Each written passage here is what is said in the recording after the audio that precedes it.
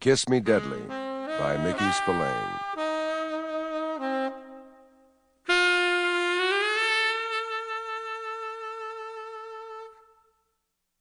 All I saw was the dame there in the glare of the headlights, waving her arms like a huge puppet, and the curse I spit out filled the car and my own ears. I wrenched the wheel over, felt the rear end start to slide, brought it out with a splash of power, and almost ran up the side of the cliff as the car fishtailed. The brakes bit in, gouging a furrow in the shoulder, then jumped at the pavement and held. Somehow I had managed a sweeping curve around the babe. I sat there and let myself shake. The stink of burned rubber and brake lining hung in the air like smoke, and I was thinking of every damn thing I ever wanted to say to a harebrained woman so I could have it ready when I got my hands on her. That was as far as I got. She was there in the car beside me. The door slammed shut, and she said, "Thanks, mister." I fumbled out a cigarette, but she reached it before I did. For the first time, I noticed her hands were shaking as hard as mine. I lit hers, got one out for me, and lit that one too. "How stupid can you get?" I said. "Pretty stupid." She bit the words off. Behind me, the lights of another car were reaching around a curve.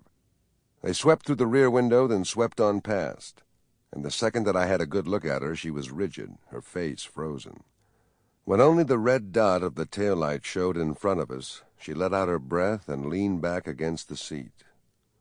In a way, she was good-looking, but her face was more interesting than pretty. Wide-set eyes, large mouth, tawny hair that spilled onto her shoulders like melted butter. The rest of her was wrapped into a tailored trench coat that was belted around her waist, and I remembered her standing there in the road like something conjured up too quickly in a dream. A Viking, a damn fool crazy Viking dame with holes in her head.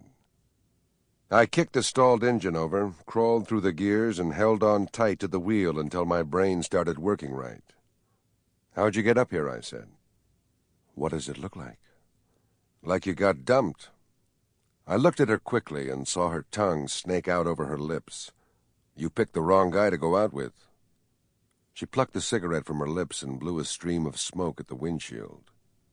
"Look, I'm grateful for the ride. I'm sorry I scared hell out of you. But if you don't mind, just shut up and take me somewhere or let me out." My mouth pulled back in a grin.